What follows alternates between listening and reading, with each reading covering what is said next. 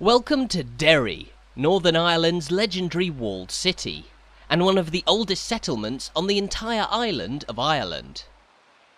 Also known as Londonderry, for reasons that we'll explore as we make our way around the city, Derry is home to at least 1,500 years of history. On the streets of the city's bustling but compact historic core, you'll find traces of everything from the city's early medieval history to the legacy of the Ulster plantation, the famous 105-day-long Siege of Derry, and the scars of political strife in recent decades. On this hour-long walk around Derry, we'll learn about all that history and more, but we begin by looking up at the city's famous Guildhall, a soaring icon of Derry built in 1890. Designed with an array of ornate stained glass windows and a spectacular clock tower modelled on London's Big Ben, the Guildhall is a striking Derry landmark which occupies a focal position between the River Foyle and the historic core of the city, which is surrounded by a ring of world-famous defensive walls. Derry's more than 400-year-old walls create a complete mile-long loop around the city centre, and are among the very best preserved defensive fortifications in Europe.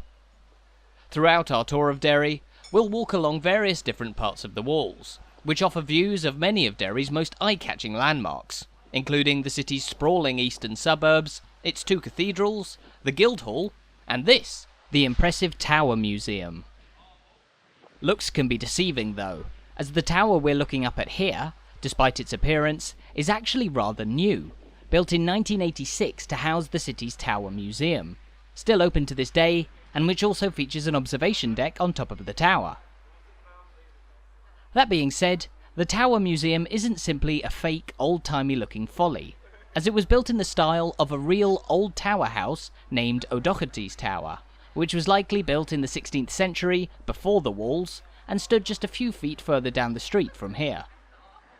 The newly built tower is just one example of how Derry's historic city centre has evolved considerably over the years, impacted by everything from rapid industrial development to wars. But the one thing that has remained almost entirely unchanged for centuries is the city walls, every corner of which is steeped in history. Here, we're looking out over the northern corner of the walls towards the exquisite Northern Counties Hotel, originally built in the 1890s, and which is neighboured by the imposing former Northern Bank, now Danske Bank, built in 1867 on Shipquay Place, Derry's main square today.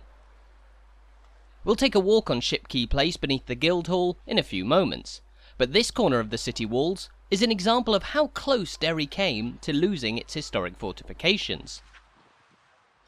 This point of the walls was once home to the so-called Coward's Bastion, built in the 17th century, and on which cannons pointed towards the River Foyle were placed to defend the city. However, the Coward's Bastion no longer exists, and that came as a result of its demolition in the early 19th century, when the Londonderry Corporation, who historically ran the city, gained approval to demolish the city walls in their entirety.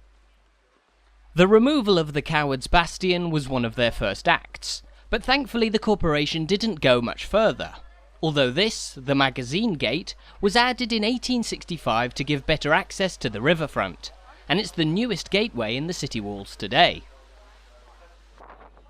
Walking out through the Magazine Gate brings us onto Shipquay Place, which as we mentioned is the main civic square in Derry today.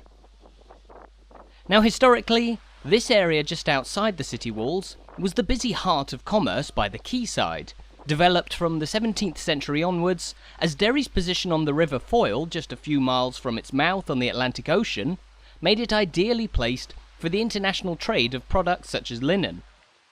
We'll talk more about linen's important role in Derry's industrial development later on, but where the busy quayside trading area once existed, there now stands the Guildhall, and before it Guildhall Square, an area of reclaimed land on which many famous events throughout the city's history have unfolded, most recently including a famous speech from none other than former US President Bill Clinton, who addressed the people of Derry right here back in 1995, at the outset of the Northern Ireland peace process that led to the Good Friday Agreement in 1998, and put an end to the decades of violence known as the Troubles.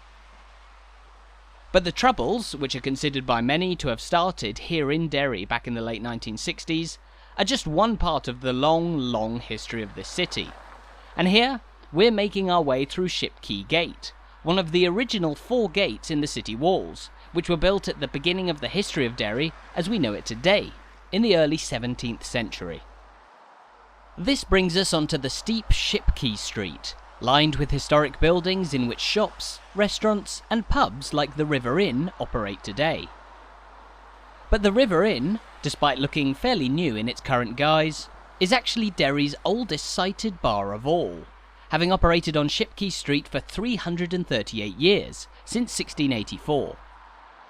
That was during the time when Derry emerged as one of the main centres of the British plantation of Ulster, which began in the first decade of the 17th century when people from the island of Great Britain arrived and settled in Ireland's northern province, and began developing land that had been confiscated from native Gaelic chiefs after their defeat in the earlier 9 Years' War by the English. The plantation of Ulster saw the birth of most of the modern towns and cities you'll find in Northern Ireland today, with Derry here being the first example of a planned city in Ireland, its walls built between 1613 and 1619, with a then modern city centre established inside.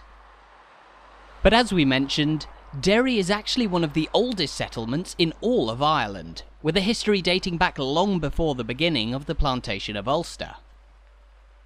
In fact, it's thought that Derry can trace its origins back around 1500 years to the 6th century AD, when a monastery was founded here around the year 540 AD by St Columb, also known as St Columba, on a hill overlooking the western bank of the River Foyle, where the city of Derry is today. As we climb up that very hill from the Guildhall and the riverside, St Columcille's monastery was for the first few centuries of Derry's existence the only significant point of settlement in the area, although Derry then developed as a strategically important town throughout the late medieval era, coming under the control of the English by the early 17th century, and even earning the moniker of an infant city, such was its anticipated potential for the future. However, in 1608, the fledgling city of Derry was infamously burned to the ground by Gaelic rebels led by the Lord of Inishowen, Cair O'Doherty, who successfully destroyed Derry in its entirety.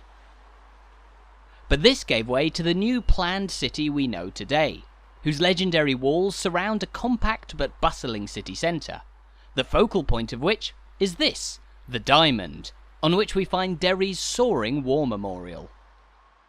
Erected in 1927 and topped by a winged victory sculpture that's flanked on 2 sides by monuments representing the Army and Navy,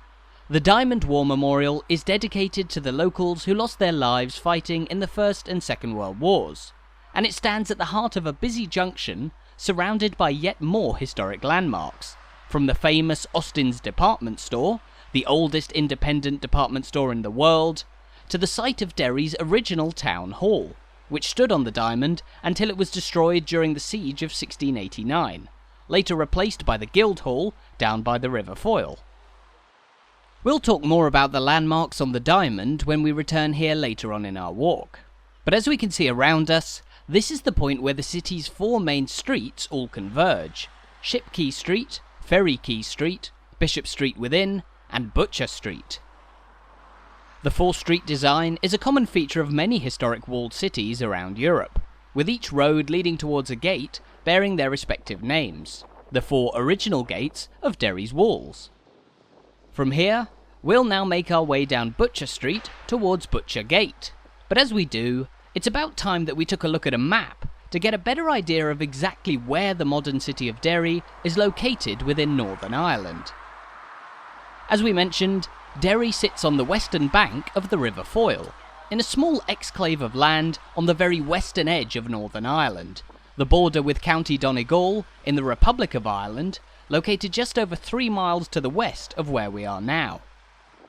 Until 1610, Derry was actually a part of County Donegal, and until the partition of Ireland in 1921 that created the modern border, this city was integrally linked to Donegal, one of Ireland's most rural counties, which heavily relied on this busy commercial centre, home to a major port, and shops and markets of all varieties.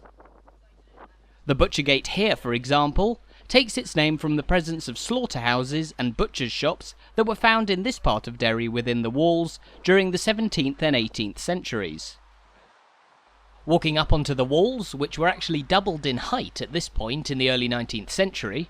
opposite us we can see one of the grandest religious buildings within the city walls, the first Derry Presbyterian Church, which opened in 1780 on the site of an older Presbyterian church of 1690. That original church was a gift from Queen Mary, the wife of William of Orange, and it was given for Derry's staunch defence against the forces of the Catholic King James II during the Siege of Derry in 1689, when the city famously endured 105 days of bombardment in one of the first major military engagements of the Williamite War in Ireland, at the outset of the ascendancy of the Protestant King William of Orange on the Emerald Isle. The Butcher Gate, whose original height can be seen from the protruding layer of stone on either side, was the most heavily damaged gate in the city walls during the siege, withstanding intense bombardment from the forces of James II over the course of those 105 days. But despite the intensity of the siege, Derry's walls were famously never breached, and it's the only walled city in Europe to have never seen its fortifications breached in battle, giving rise to a nickname that we'll talk more about in a moment. Speaking of nicknames though, just outside the Butcher Gate here there stands a memorial to Jimmy and Billy Kelly, a father-son duo of Derry boxers who were both nicknamed Spider, and who were the only father-son duo to win both the British and the British Empire Featherweight Championship, Jimmy achieving the feat in the 1930s and his son Billy emulating it in the 1950s. The two Kelly boxers are just one part of Derry's illustrious sporting heritage. The city is also home to Derry City FC, the only Northern Irish team to play in and win the Premier Division of the Republic of Ireland's Association Football League system, while Derry is also home to a storied GAA team, winners of the All-Ireland Senior Gaelic Football Championship back in 1993. Sport is a great example of how the modern city of Derry showcases its prowess in the modern day. But as we just mentioned, the city walls are also a historic show of Derry's might. As we walk down Fawn Street with the walls looming above us, the fact that the fortifications were never breached during the siege of 1689 has led Derry to gain the nickname the Maiden City, one of many names that this city is known by. Names have for a long time been a topic of intense debate in this city, and as you'll no doubt know, Derry isn't the only name for this city. In fact, its official, legal name is Londonderry, and has been ever since the early 17th century and the plantation of Ulster, when the Honourable the Irish Society, a group of guilds from London, set about building the planned walled city here, after the old infant city of Derry had been burned down. In recognition of their home city, the London guilds named this place Londonderry, but that name didn't exactly make its way into everyday speech. Although not especially controversial during the 17th, 18th and 19th centuries, many locals still simply referred to Londonderry by the name Derry, even before the two names became associated with respective political and religious beliefs, as is the case nowadays, with the use of Londonderry generally supported by Protestant and Unionist communities, and Derry generally supported by Catholic and Irish Republican communities. Now here beneath the walls, we're making our way into the predominantly Catholic Irish Republican area of the city known as the Bogside, where there stands this memorial to Sean Keenan, chairman of the Derry Citizens Defence Association and a key player in the events leading up to the creation of Free Derry from 1969 to 1972. Keenan was a major figure in the Irish Republican movement in Derry before and during the Troubles, spending a total 15 years interned without trial, only released in 1972 to attend the funeral of his son Columb, a provisional IRA officer who was shot by the British Army in a gun battle just a few streets from here. Now the Bogside is an area which saw perhaps more violence than any other in Northern Ireland during the early years of the Troubles, most notably the Battle of the Bogside in 1969, regarded by some as the beginning of the Troubles, and the horrifying Bloody Sunday Massacre of 1972. And for 3 years, from 1969 until 1972, this residential area of Derry was one of the most striking symbols of the intensity of the conflict that defined Northern Ireland on the world stage. This is Free Derry Corner, where today there stands a replica of what was once the side of somebody's house, at the end of a row of terraced houses that signalled the entrance to an area which came to be known as Free Derry. This message, "You are now entering Free Derry," was painted on the side of the house on the corner of Fawn Street and the Lecky Road by a local teenager named Liam Hillen on the 5th of January 1969, one of the first symbols of outright rebellion by Catholics in Derry, who faced widespread discrimination by the city's mostly Protestant authorities, despite the fact that the majority of Derry's population at the time, around 2/3, was Catholic. These grievances by Catholic residents were aired through peaceful marches and demonstrations in 1968, in protest against such issues as political gerrymandering and alleged bias in public housing geared towards Protestants. However, one march in October of 1968 was banned, and those protesters who defied the ban were battened by the RUC, Northern Ireland's overwhelmingly Protestant police force at the time, causing outrage and the first seeds of civil unrest that eventually spilled over into outright violence through the first half of 1969. Here, we're standing before an iconic Derry mural known as the Petrol bomber, depicting a young boy in a gas mask holding a homemade petrol bomb, who was part of the 2 days of heavy violence in August of 1969, known as the Battle of the Bogside, when local residents resisted attempts by the RUC to break down barricades that had been erected to defend the local community.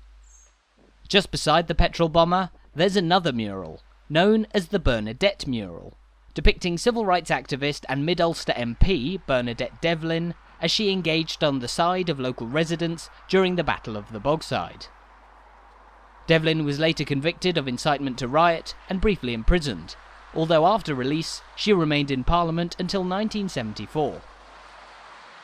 Derry's murals are some of Northern Ireland's most iconic and powerful memorials to the legacy of the Troubles, and we'll see more murals as we make our way down Rossville Street from Free Derry Corner.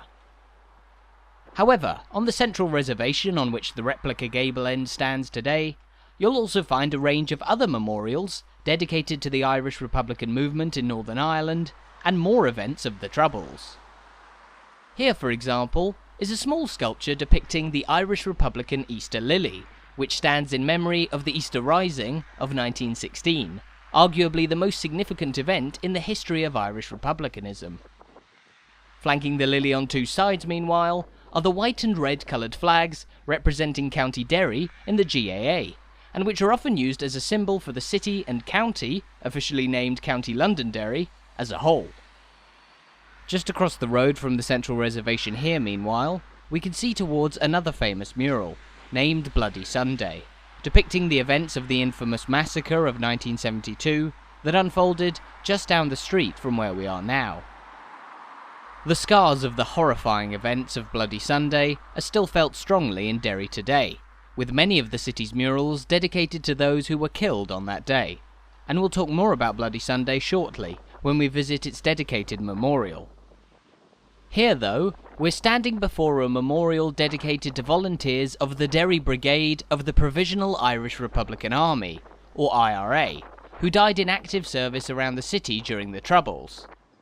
Now, the IRA was extremely controversial, known for its decades-long armed campaign that claimed the lives of over 1,700 people, and designated a terrorist organisation by the British government and an illegal organisation by the Irish government. But it courted significant support among the Irish Republican community in Derry throughout the Troubles, particularly in the immediate aftermath of Bloody Sunday.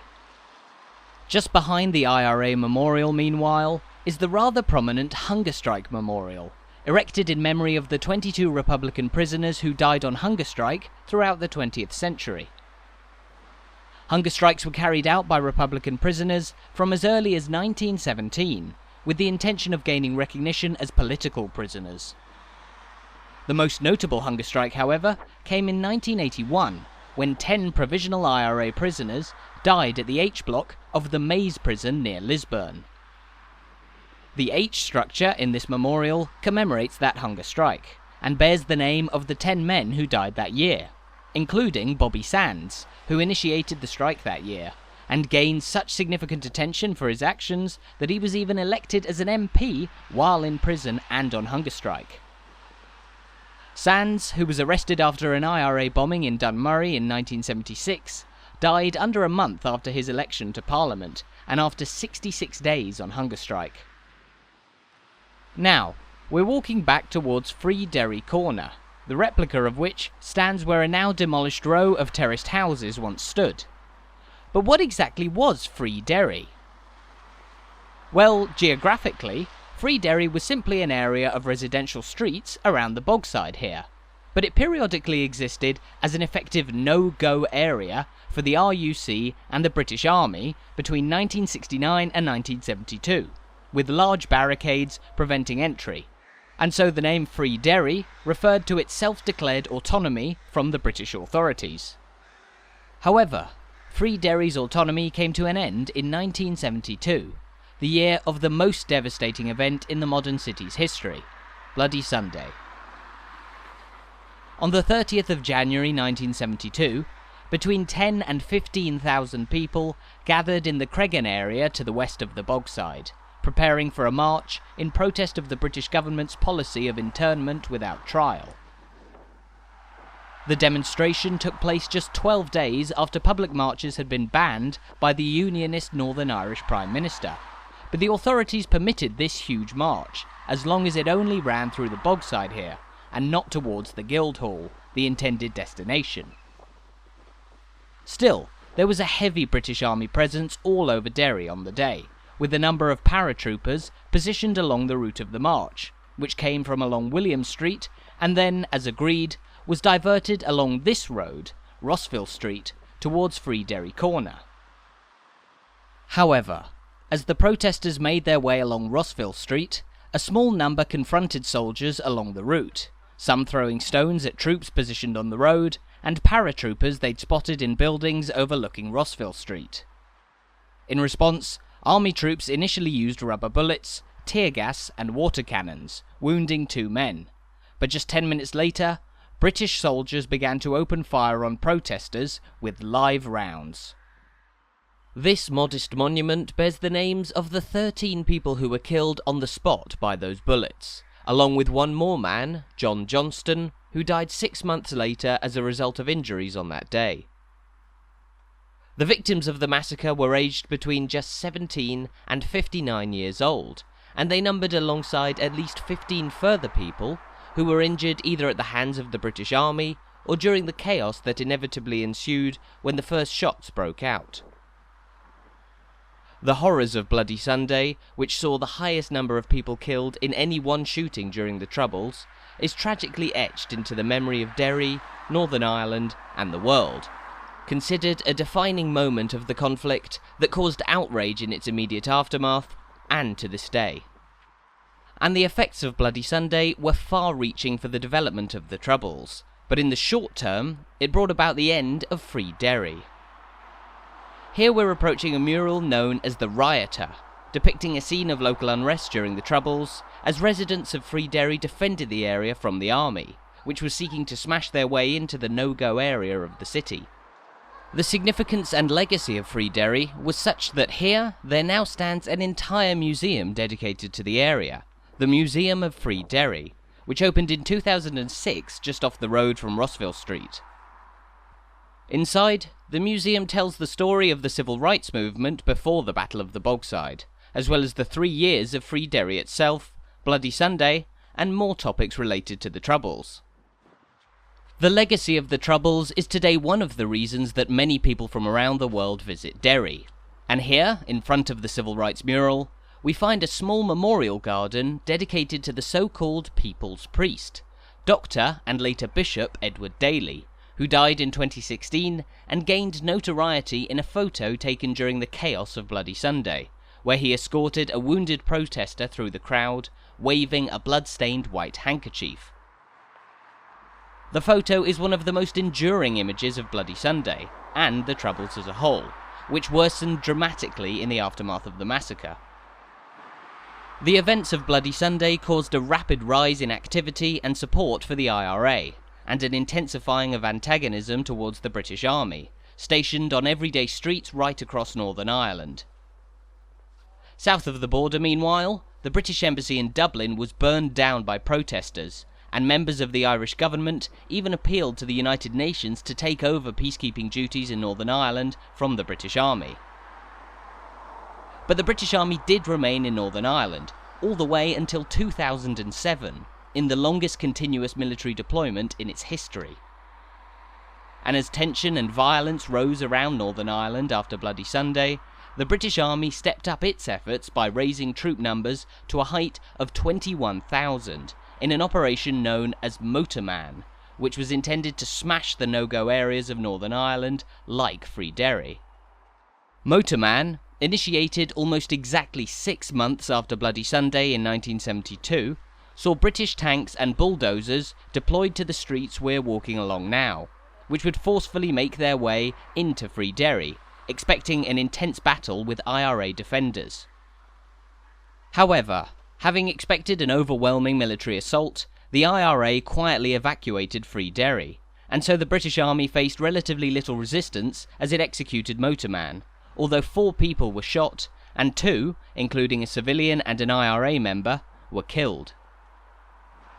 But in the space of a few hours, the British Army had gained control of Free Derry, where they subsequently established camps and a huge military presence to retain control. And for the following 22 years, this part of Derry was one of the most heavily militarised areas in all of Western Europe.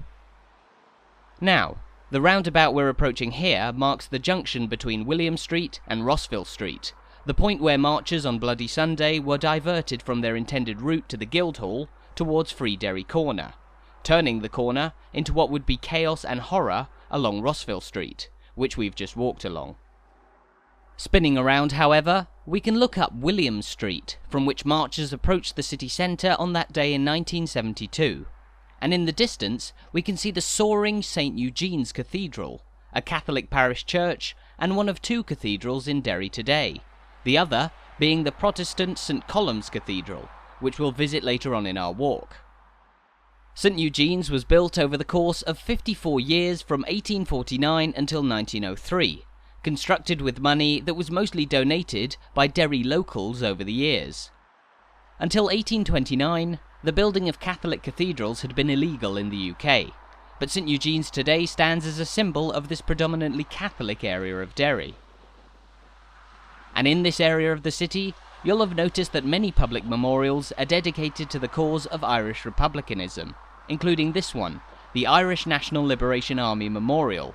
dedicated to 3 members of the INLA who were killed during the Troubles, including Colm McNutt, who was shot dead by SAS soldiers near to this spot back in 1977.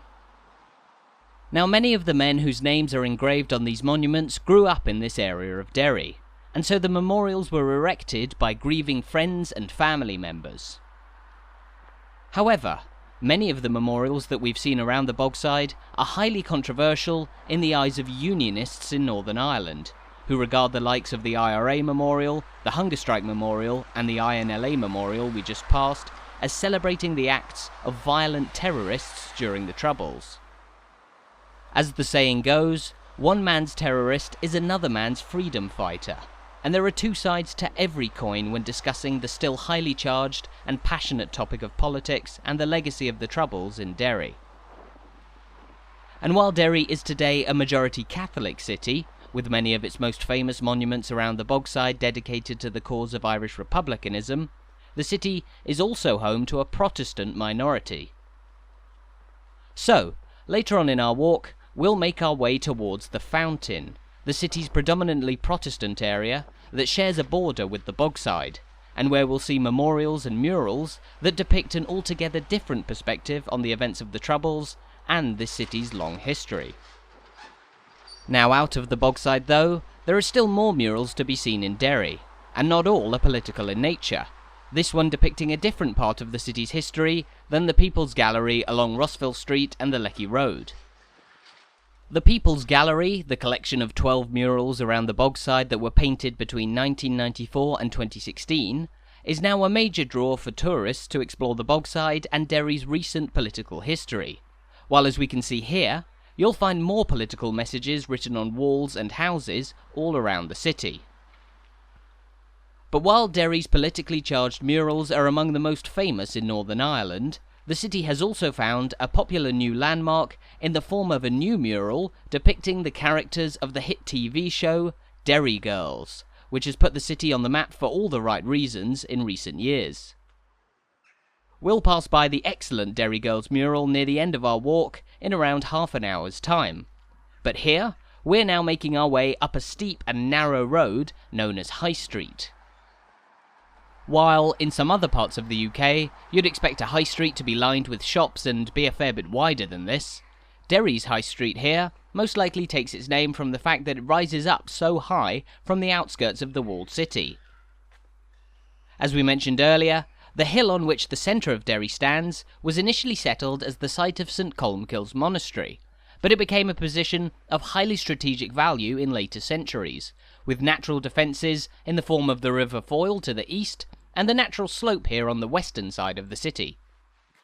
And so while Derry can rightly claim to be one of the longest continuously inhabited places in Ireland, the area beyond what is today the walled city was never home to the significant civilian community as it is today.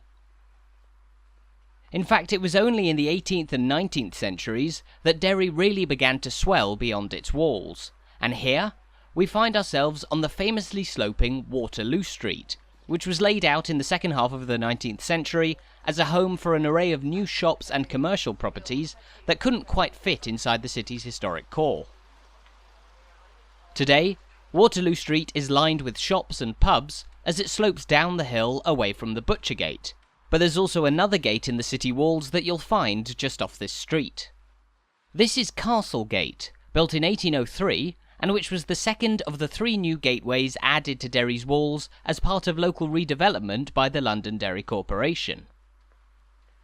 Originally, Castle Gate was known as Newgate, but after the later construction of the Magazine Gate, which we walked through at the start of our walk, the gate gained the name Castle Gate, referring to the old medieval O'Doherty's Tower that stood just nearby.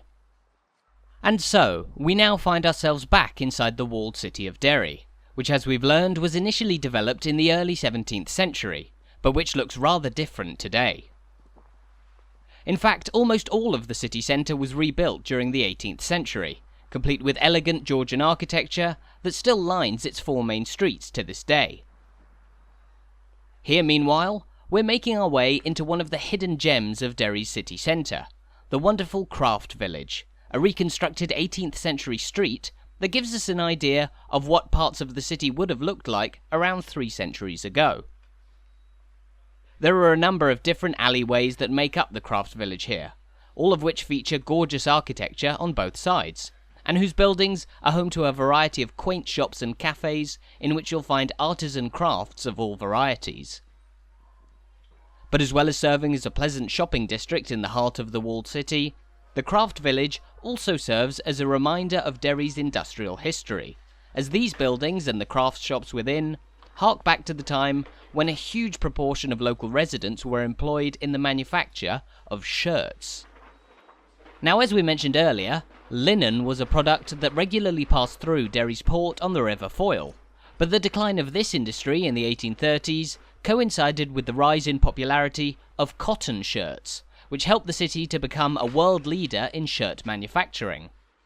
By 1926, there were 44 shirt factories in and around Derry, which employed around 8,000 people, a significant proportion of the 45,000 who lived in Derry at the time.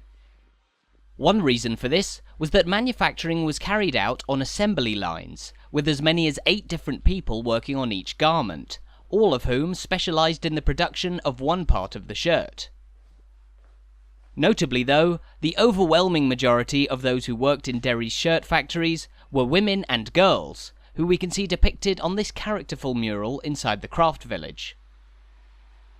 Known as the Factory Girls of Derry, women who worked in shirt factories would often stand alongside daughters, mothers, and grandmothers on the assembly lines, bringing in a steady income for family households all over the city. Shirt manufacturing in Derry was the backbone of the city's economy for well over a century, gradually declining from the 1970s onwards, with one of the last shirt factories in the city, Smith & Gibson, sadly closing down in 2019. Still, the murals within the craft village serve as an important reminder of Derry's impressive industrial heritage. But we've now made our way out onto a street that will look familiar to you, Shipquay Street, which leads up from the Guildhall outside the city walls towards the Diamond. We'll now climb back up Shipquay Street before we make our way further across the city towards the Bishop's Gate. But looking around us here, you can clearly see the presence of elegant Georgian architecture that dominates the city centre today, built during that period of fervent redevelopment in the 18th century. At the time, Shipquay Street was the heart of trade and commerce in the city of Derry, with luxurious shops that attracted the wealthiest in local society lining the steep hill down from the Diamond. Derry has for a long time been an important place for shopping. The commercial establishments on roads like Shipquay Street and local markets around the city centre, attracting people from all over Western Ulster throughout the 18th, 19th and early 20th centuries. While today in the 21st century, the city is home to both an eclectic range of shops within the walls and major modern shopping centres on the outskirts of the fortifications, which continue to draw in shoppers from around the region. However, when discussing the history of shopping in Derry, we can't look past one of the city's most iconic institutions, which operated right here on the Diamond. The large building to our left is Austin's, the world's oldest independent department store, and which was a fixture of Derry's shopping scene for 186 years, operating all the way from 1830 until 2016. This iconic building in which Austin's operated is actually younger than the shop itself, built between 1904 and 1907 after the original Austin's department store of 1830 was destroyed in a fire. But sadly, this famous building today stands empty after the department store abruptly shut up shop just 6 years ago. Currently, efforts are underway to ensure that this famous local landmark is preserved for the future and restored to no longer stand empty at the busy heart of Derry. As we mentioned earlier, the Diamond here was also once the site of Derry's old town hall, destroyed in the siege of 1689, and so whatever the time period, this area has always stood as a focal point of life in the city ever since it was first developed in the early 17th century. However, we're now making our way off the Diamond and down Bishop Street within, another of Derry's four main streets, and which will lead us towards the Bishop's Gate, the site of a hugely significant moment in history. That was during the Siege of Derry, when King James II himself arrived at the gate just at the end of this street and demanded entry to the city, which was holding out in support of his rival to the throne, William of Orange. Just a few months earlier, in late 1688, William of Orange had arrived in England from the Netherlands after being invited by a group of leading English Protestants to take the throne from the Catholic King James, in a relatively bloodless transition of power in England known as the Glorious Revolution. By April of 1689, the Protestant William of Orange had taken control of James's throne, which made him King of England, Scotland and Ireland. In Protestant England, much of the population saw this as a cause for celebration. But in Scotland and Ireland, the new monarchy faced widespread and often violent opposition. In Scotland, a series of rebellions known as the Jacobite Risings played out over the course of the following 60 years, while Ireland found itself plunged into 2.5 years of all-out war between the forces of James and William of Orange, a war that burst into life right here in Derry. We'll talk more about the outbreak of the Williamite War in Ireland shortly, but here we're looking towards a major landmark of Bishop Street within, the Bishop Street Courthouse, a huge judicial building of 1817 and regarded as one of the best pieces of Georgian architecture in Derry. It's also remarkable that this building is still standing today, having been a major target for Republican bombs during the Troubles, and as recently as 2019, when a car bomb was set off just a few feet from where we are now, in one of the first car bomb attacks in Northern Ireland for years, though thankfully nobody was hurt. The top of Bishop Street within here was also the home of the British Army's Masonic base until 2007, which was also regularly targeted by bombs throughout the Troubles, as a symbol of the Army's heavy presence around the city. As such, you could say that this area is one of the most battle-hardened within Derry's walls, but as we know, the walls were never breached during the siege of 1689, at the outbreak of a defining war in Irish history. Here, we're approaching the Bishop's Gate, named after the Lord Bishop Hervey, who suggested it be reconstructed in 1789 to celebrate the 100th anniversary of the Siege of Derry, featuring the carvings of two heads on either side, the one facing into the city, representing the River Boyne and the decisive Battle of the Boyne, and the head facing out of the city here, representing the River Foyle, which flows past Derry. Now it was right here that King James II arrived at the gates of Derry's walls on the 18th of April 1689 to demand entry to the city, only to be rebuffed by the defenders inside. Looking down Bishop Street here, we can see towards the old Derry Jail Tower, built in 1791 over a century after the siege. But during the siege, the Jacobite forces supporting King James took up positions all around the walled city and on the River Foyle, intending not only to bombard the rebels of Derry to Kingdom Come, but also to starve those holding out inside the city. But neither of these strategies worked out. Ships carrying food were ultimately able to ram their way through a boom that had been placed across the river to prevent entry, allowing them to dock at the port and provide much-needed relief to those inside the city. Meanwhile, the walls, built only 70 years beforehand, were impenetrable to the incessant bombing by Jacobite forces, and so when the besieging forces recognised the futility of their attacks and their dwindling soldier numbers, the siege was eventually called off, signalling a famous win for the Protestant, pro-Williamite armies in Ireland. That victory is still marked by Protestants in this city to this day, and having now walked back up onto the city walls from the Bishop's Gate, we find ourselves at perhaps the most iconic corner of Derry's legendarily impenetrable fortifications. This is the Double Bastion, situated on the western corner of the city walls, and on which there stand two historic cannons, built 380 years ago in London back in 1642. When the city walls were built, bastions, a fairly modern innovation at the time, were included in the design of Derry's fortifications as protruding platforms from which soldiers and cannons could fire not only outwards against the enemy, but also along the line of the walls, meaning that attacking forces could no longer rely on using the walls as cover when approaching close. Of the two cannons standing on the Double Bastion today, at least one saw action during the siege of 1689, and it discharged such heavy firepower that it would take as many as 6 men to operate it, and push back the besieging Jacobite forces approaching the city from all sides. Looking off the side of the walls today, meanwhile, we're met with a stunning view across Derry's western suburbs, with the historic city cemetery, the Bogside neighbourhood, and St Eugene's Cathedral, all in view from this storied corner of the city. In the far distance, meanwhile, we can see the hills of the Inishowen Peninsula across the border in the Republic of Ireland, a clear display of just how close Derry lies to the modern border today.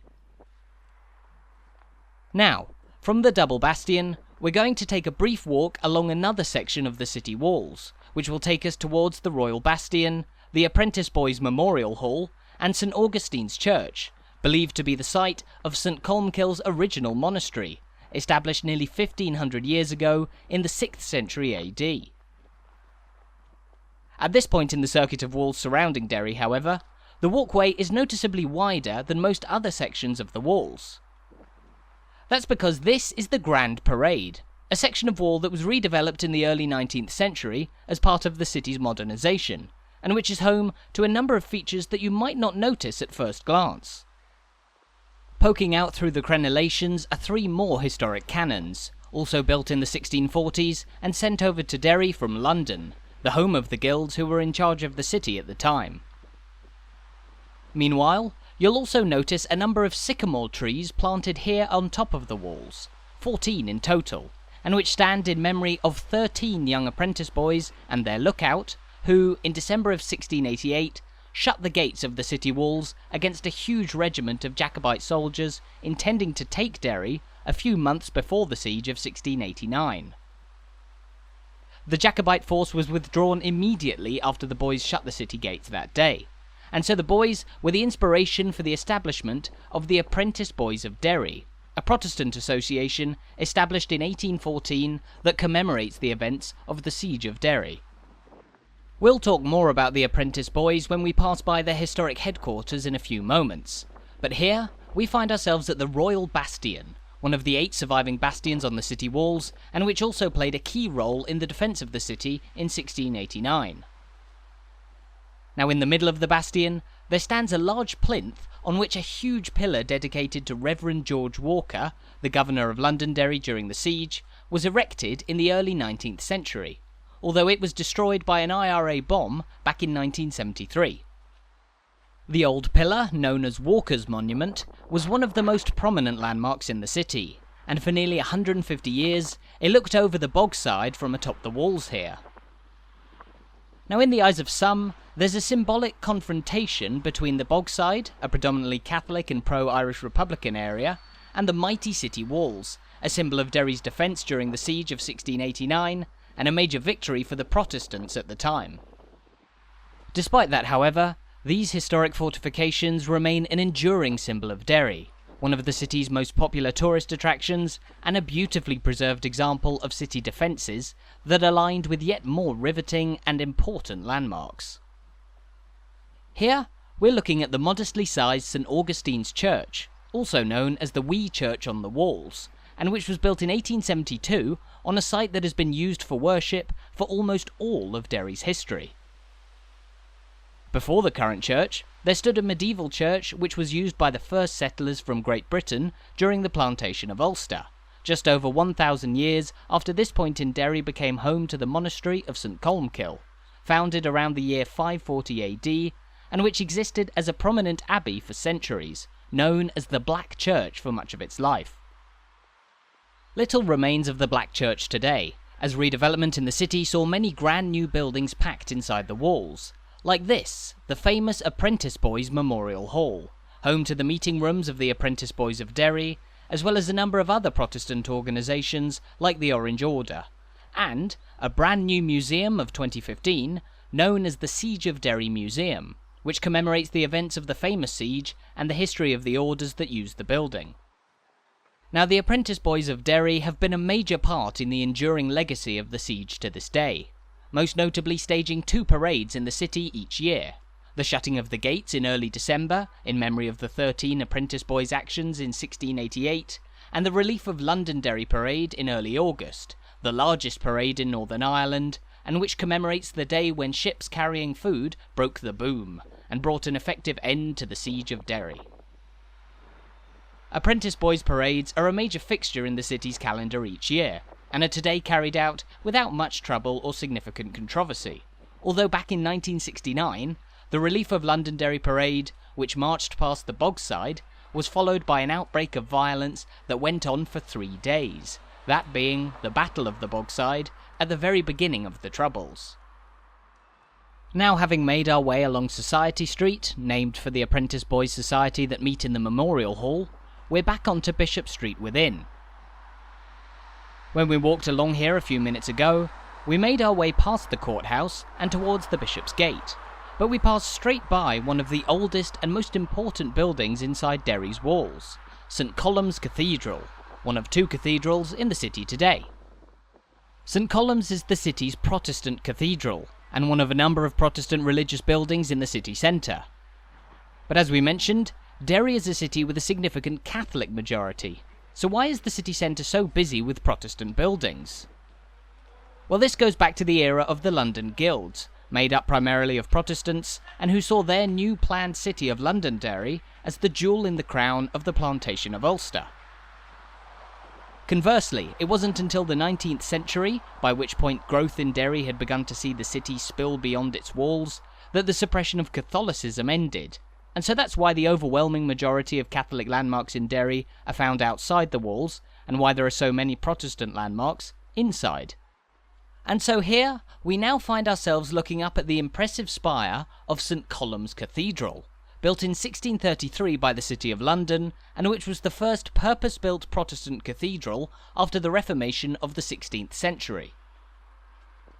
Most of the cathedral, which withstood the siege of Derry, dates from that original construction of 1633, although the top of the church tower and its soaring spire are more modern additions, the tower dating from 1776 and the spire from 1822, when it replaced a previously taller but structurally unsound spire that soared over the city's skyline.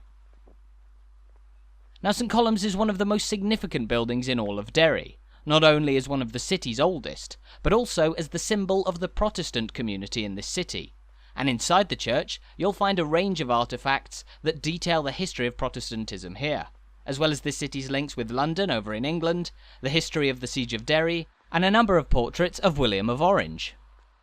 Surrounding the cathedral, meanwhile, is a churchyard in which you'll find the graves of many significant people throughout Derry's history, from merchants to architects, soldiers and tradespeople. But the most prominent site in the churchyard is this, the Siege Heroes' Mound, which is said to contain the remains of people who were killed during the siege of 1689. As we know, the siege was a major victory for pro-Williamite Protestants who defended the city, and so a site in the shadow of Derry's imposing Protestant cathedral was naturally selected as the site for a large memorial to those who lost their lives during the onslaught. Now, having made our way through the churchyard of St Columb's Cathedral, we find ourselves in an area of Derry home to an overwhelming majority of Protestant landmarks and heritage, seemingly worlds away from the majority Catholic area of the Bogside, which is only a few streets away. But while, as we've mentioned, the area within the city walls is home to more historic Protestant landmarks, just outside the walls, you'll also find a residential area with a majority of Protestants and Unionists, known as the Fountain. As we pass by the former Cathedral School, built in 1891, we're now going to walk through Newgate, which was added to the city walls in the 1790s, around the time of the outbreak of the Irish Rebellion of 1798, as tensions between Republicans and Unionists spilled over. Now, as you can see from the red, white and blue patterns that adorn the lampposts and curbs of Hawkins Street here, this is a staunchly Unionist area of Derry, or as it would be more commonly referred to in this part of the city, Londonderry. Known as the Fountain, this is a tiny enclave of streets on the western side of the city that shares a border just around the corner with the Bogside, separated in places by peace walls and fences similar to those you'll find in Belfast. Here, we can see the most prominent mural in the Fountain, which at the bottom bears the phrase, "No Surrender," a slogan that was derived from the Siege of Derry in 1689, when the city's defenders chanted, "No Surrender," as they shut King James II out at the Bishop's Gate. The mural also reads, "Londonderry West Bank Loyalists still under siege," both a reference to the siege of 1689, and the way in which the Fountain and this city's Protestant community has reduced significantly in size since the beginning of the Troubles. Before 1969, the west bank of the River Foyle here was home to a community of around 18,000 Protestants. But upon the outbreak of the Troubles, the vast majority fled this area for the relative stability of the city's outer suburbs, leaving just a handful of families who lived in this area throughout the conflict, and, as we see from the painted curbs and murals, still assert their political beliefs with similar vigour to what you'll see over in the Bogside. As we walk back through Newgate, the Fountain remains a tightly knit community, albeit one where many houses and buildings have sadly fallen into disrepair, as lingering tensions between the area and the city's majority Catholic population occasionally erupt even today. But how exactly did the Troubles change the makeup of Derry's population? Well, between 1971 and 1991, within the wider Derry District Council area, the Protestant population declined by 31% and the Catholic population increased by 36%. Today, 75% of people who live in Derry are from a Catholic background, and 23% are from a Protestant background. But this change in numbers has also unfolded alongside increasing polarisation and physical division in Derry. Back in 1969, around 18,000 Protestants lived on this side of the River Foyle, known as the city side, but today that number has fallen to fewer than 500. While over on the other side of the Foyle, known as the water side, the Protestant population has proportionally increased since 1971. Altogether, these demographic trends have left Derry as a city more polarised in the modern day than it was just a few decades ago, with Protestant and Catholic communities separated by a major physical barrier in the form of the wide River Foyle that could leave the city permanently divided. However, as we'll see at the end of our walk, the city has sought to address this growing divide with the recent building of the Peace Bridge, linking the two sides of the city and hopefully allowing more people to flow back and forth across the river and mix with one another. Now, we've just made our way through the impressive Ferryquay gate, rebuilt in 1865, but which was one of the original 4 gates in Derry's walls, leading out towards the Ferryquay on the River Foyle, just to the south of the walled city. Walking past Derry's imposing 17th century walls, which remain impressively intact after concerted preservation efforts throughout the last couple of centuries, we now find ourselves on Orchard Street, a fairly ordinary road that in the past few years has found itself as the home of one of Derry's newest and most popular attractions. Emerging from around the corner of the Newgate Bastion, up ahead we can see the Derry Girls mural, which, as we mentioned earlier, features a painting of the 5 main characters from the hit TV sitcom that has brought this city to the attention of millions of people around the world. Derry Girls, which is, in my opinion, one of the very best programmes of the last few years, is set in this city during the 1990s against the backdrop of the closing years of the Troubles, but it focuses primarily on the lives of 4 high school girls, and James, as they navigate all the trials of growing up in the 90s. Every episode of Derry Girls, written by Lisa McGee, a Derry girl herself, is fantastically hilarious, but the show is also full of soaring and powerful emotion, interspersed with all the nostalgia for your younger years, and a heartfelt but still deeply genuine depiction of this city during the final years of the Troubles. And crucially, while much of the history that we've explored around this city can be at times harrowing, Derry Girls has put the city on the radar for all the right reasons, and even in the 4 years since the show began airing back in 2018, Derry has seen an uptick in tourism, many people having seen Derry's mighty walls on the television and now fancying a walk along them for themselves. If you haven't seen Derry Girls, I'd thoroughly recommend you seek it out once we've finished our walk. It's the perfect introduction to this amazing city, but equally worth your time for a few laughs and a truly great story. Now, having made our way past the Derry Girls mural, we're continuing down Orchard Street, which gradually slopes along the line of the city walls towards the River Foyle, where we'll be ending our walk in just under 10 minutes' time.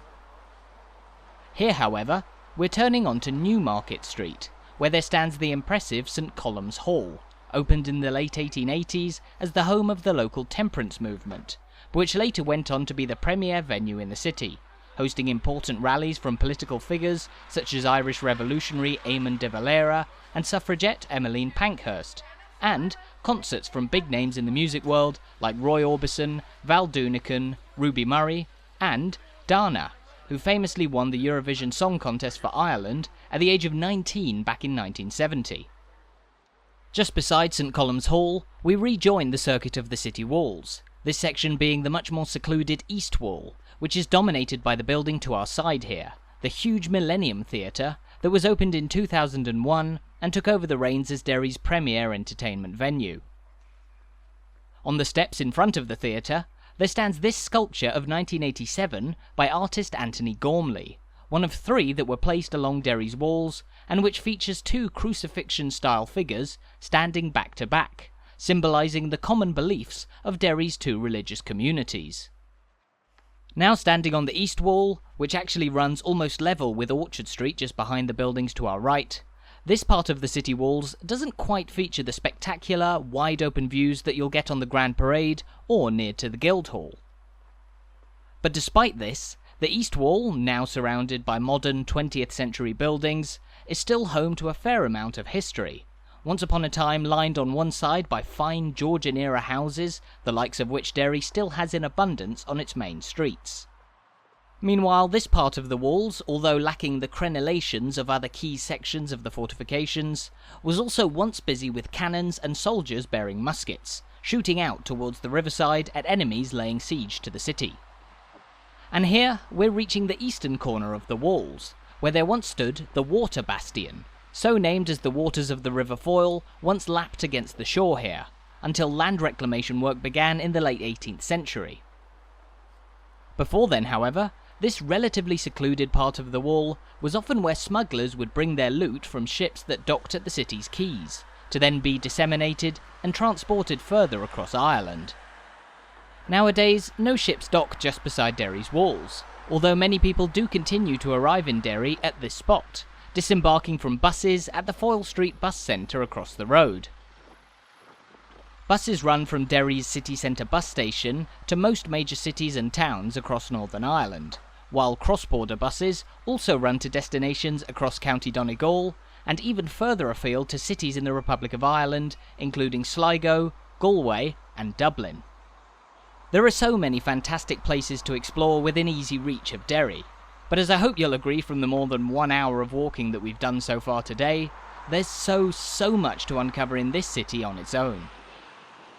Now, just up ahead we can see the gorgeous Guildhall, the building we were looking at when we started our walk, and we'll be ending our tour of the magnificent city of Derry in just over 5 minutes on the Peace Bridge across the River Foyle. As we mentioned, the Peace Bridge was a deliberate design to promote harmony between the city's Catholic and Protestant communities, but here in the shadow of the Guildhall we also find some lovely gardens, at the centre of which you'll find the Peace Flame, a symbolic representation of the push for peace that was first lit in 2013, when Derry held a number of major civic events during its year as the UK's City of Culture. The Peace Flame lends its name to these, the Peace Gardens, and it's one of just 15 flames in the world which are designed to remain lit for eternity. That being said, the flame did unfortunately die out for a few months in 2017 and 2018, but as you can see today, it remains beautifully lit, and serves as a sobering reminder of Derry's often dark recent history, but a hopeful symbol of efforts being made in the coming years to prevent a return to the days of violence on the streets of this truly wonderful city. The Guildhall too is a magnificent landmark of Derry, a city that you might know on first mention for its association with devastating events during the Troubles and political division to this day, just the surface of which we've explored on our walk today. However, as we have seen from our tour of the city, making our way up and down onto the walls, along beautiful Georgian streets, past the striking murals of the Bogside, through the former home of local industry, and more, there truly is so much more to Derry than first meets the eye, and of every city in Northern Ireland, this is the city that I would recommend above all else as a place worth visiting if you ever have the chance. For instance, walking around the Guildhall on this area of reclaimed land where the River Foyle once flowed, here we're looking towards the mighty Harbour House, an imposing building of 1882 that was built by the Londonderry Port and Harbour Commissioners, overlooking the city's formerly bustling river port and harbour. Later on in its life, the Harbour House went on to be used as the Old Harbour Museum, detailing the impressive and often unsung maritime heritage to be found in this city. Now just across the road from us here is the River Foyle itself, a key river in the northwest of Ireland that flows for 80 miles from deep within County Tyrone and County Donegal towards its mouth at Lough Foyle, which empties out into the Atlantic Ocean. Once upon a time, ships would make their way into the port at Derry just here after perilous voyages on the waves of the Atlantic, although the port today is located a little further to the north of the city centre in a far more modern facility nearer to Lough Foyle.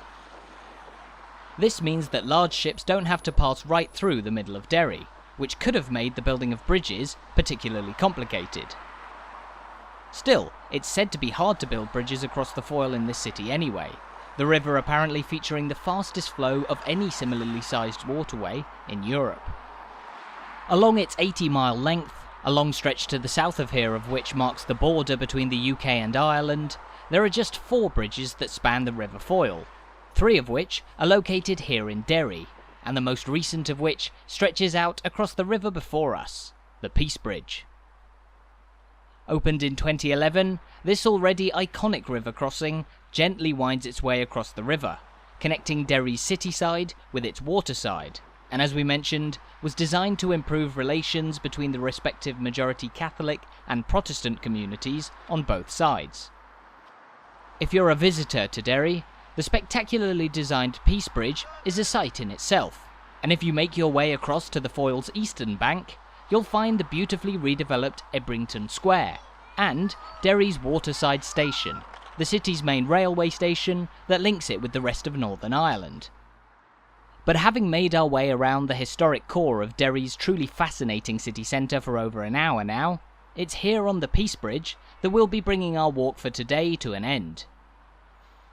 Highly symbolic of the politically charged recent history that many people know Derry for today, the Peace Bridge also serves as a striking symbol of the city in the modern day. A city not only working towards peace and harmony between its 2 main communities, but also a city that now finds itself as one of the most visited places in Northern Ireland, particularly after Derry Girls has introduced it to so many new people from around the world. With its spectacular ring of entirely complete defensive walls, magnificent modern landmarks, centuries of history dating back to the early medieval era, the legacy of its famous siege, and of course sobering reminders of the impact of the Troubles on all those living here, Derry is a city like no other. Beautiful, thought-provoking, a little bit rainy, but most of all, utterly enthralling. Thank you for joining me.